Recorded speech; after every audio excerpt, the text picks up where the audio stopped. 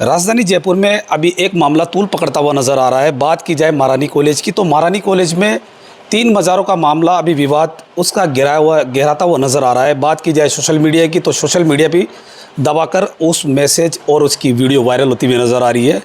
लेकिन आखिर क्या है उसका मामला, क्या है विवाद और क्यों विवाद पैदा हुआ?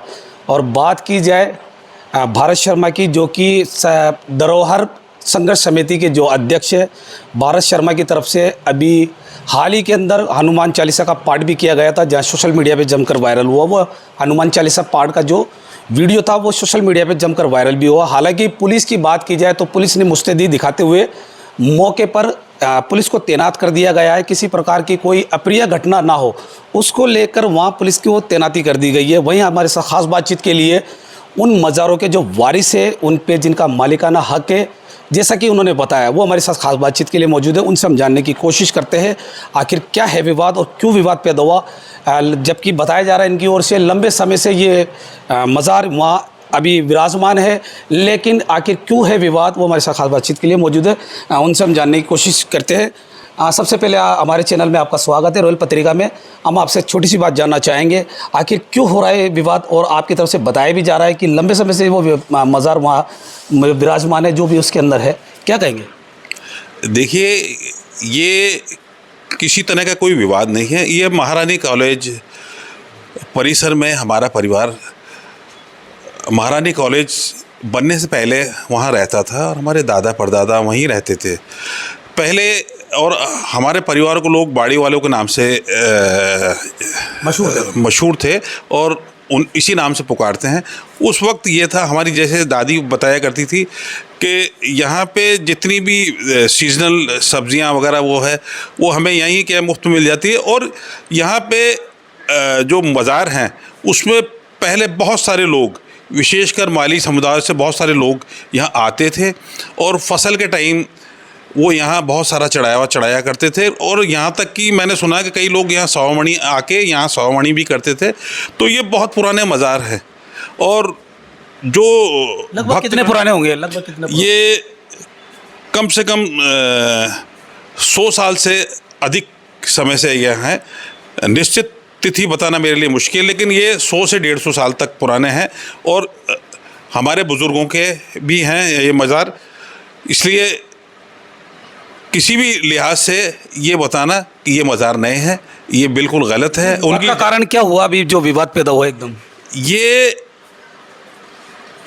क्योंकि ये परिसर बहुत पुराना है, लेकिन जिस परिसर में ये मज़ार मौजूद हैं, ये महारानी कॉलेज के बिल्कुल बराबर जो परिसर है जिसमें प्रिंसिपल का बंगला है, ये उस परिसर में तो एक दीवार बनी हुई है और उसके अंदर एक गेट है जिसके थ्रू वहाँ आया जाता है। तो आमतौर पे वहाँ स्टूडेंट आते जाते नहीं हैं। तो बहुत सारे स्टूडेंट को पता नहीं है और बहुत सारे स्टूडेंट जिनकी डिग्री ख़त्म हो जाती है तो वो चले जाते हैं, इसलिए उनको इस मामले में पता ही नहीं। मुझे लगता है कि भरत शर्मा जी या तो क्या है कि जानबूझकर अनभिज्ञता जाहिर कर रहे हैं, या फिर उनको इस बारे में जानकारी नहीं थी तो उन्होंने इस तरह का एक सोशल मीडिया पे एक मुद्दा छेड़ा।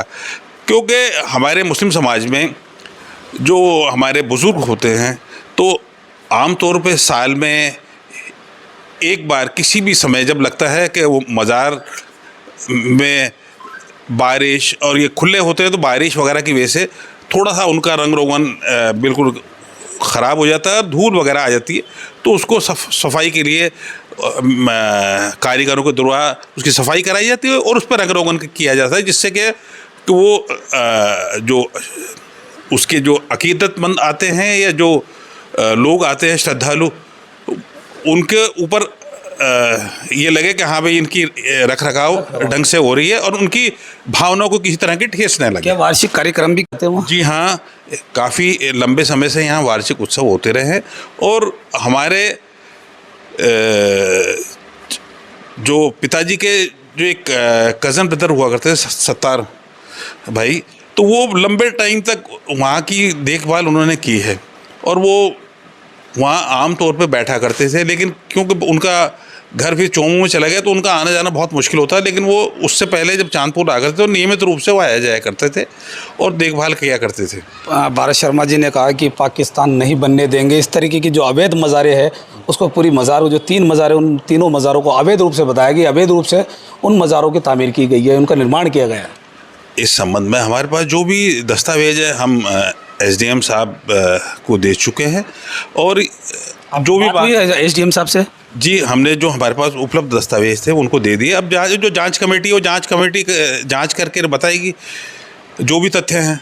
हमने अपनी तरफ से जो हमारी जानकारी है या जो दस्तावेज हमारे पास है वो हमने उसकी एक प्रतिलिपि एसडीएम साहब को कलेक्टर में जाके दे दी है और उसमें मैं था और दिए हुए ये करीब 1 हफ्ता पहले है और कल भी इसकी एक प्रतिलिपि जिसमें मज़ार का उल्लेख है वो दी गई है। क्या बराबर आप संपर्क में हैं उनके? जी एक कमेटी बनी है उससे हम संपर्क में हैं। अब ये वो 5 सदस्यीय कमेटी है। इस विषय में क्या है जो हमसे तथ्य मांगे गए हैं हमने उनको उपलब्ध करा दिए हैं। अब ये जांच कमेटी तय करेगी इसमें जो भी है, क्योंकि सरकारी तंत्र के माध्यम से उनको जो भी उपलब्ध डॉक्यूमेंट्स है वो अपने संबंधित विभागों से मालूम करा सकते हैं, मंगवा सकते हैं। हमारे पास जो भी उपलब्ध जानकारी थी हमने उस कमेटी के समक्ष प्रस्तुत कर दी। क्या लगता है कि आपका पहले वो निवास भी हुआ करता था उस जगह? जी हाँ, उस जगह निवास भी हुआ करता था और हमारे दादा परदादा कौन लोग तो हमारे दादा परदादा वहाँ रहा करते थे और एक मकान वहाँ अभी भी मौजूद है जो बेल वगैरह की ओट में बिल्कुल अभी क्षतिग्रस्त जीर्ण शीर्ण अवस्था में पहुँच गया है और हो सकता है कुछ समय बाद वो बिल्कुल ही क्षतिग्रस्त हो जाए। जो भी वहाँ जाता हो वहाँ बेल वगैरह की वजह से बेल वगैरह वहाँ लगी हुई है उससे उसको ढक दिया गया है। तो वहाँ कभी चद्दर हुआ करती थी, वो मकान में आते थे और मैं बचपन में करीब जब नायला हो हम रहा करते थे तो करीब हम परिवार के साथ अक्सर वहाँ आया जाया करते थे। तो 50 साल 55 साल पहले की जानकारी मेरे को मौजूद थी।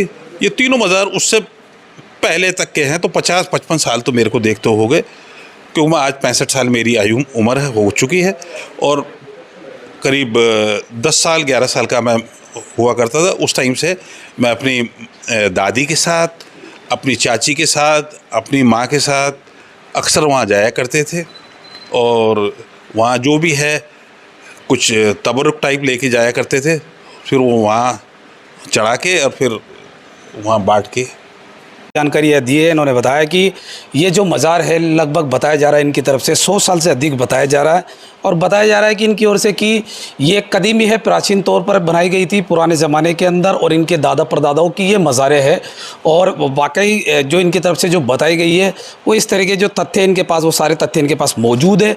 और बात की जाए एसडीएम की तो एसडीएम की तरफ से भी इन्हें बुलवाया गया था और इनसे जानकारियाँ भी ली गई थी और एसडीएम ने 5 लोगों की एक कमेटी बनाई है, एक एसआईटी बनाई है ताकि वो स्पेशल तौर पर उस मामले को लेकर संज्ञान में ले सके। क्या कहेंगे, बता दें जी। ये कमेटी क्या है कि सरकार की तरफ से बनी है और कलेक्टर साहब ने बनाई थी 5 सदस्यीय कमेटी जो अखबार में भी आई थी।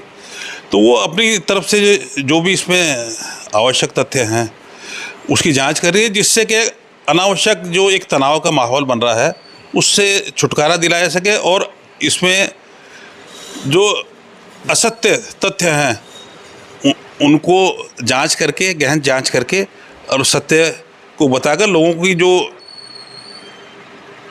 मन में एक प्रश्न उठ रहा है उसको संतुष्ट किया जा सके और उन तथ्यों के माध्यम से संबंधित विभाग जो सरकारी माध्यम है, टीवी चैनल्स वगैरह है, उन तक ये मैसेज जा सके कि जो ये मुद्दा उठाया गया है इसका कोई आधार नहीं है।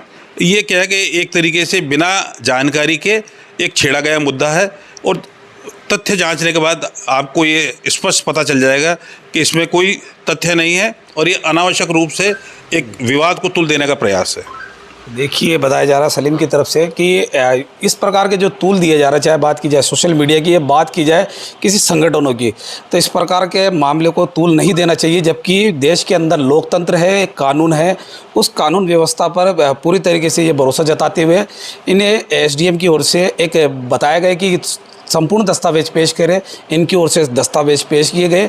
अब वो पूरा मामला संज्ञान में है अभी एसडीएम के और कलेक्टर के।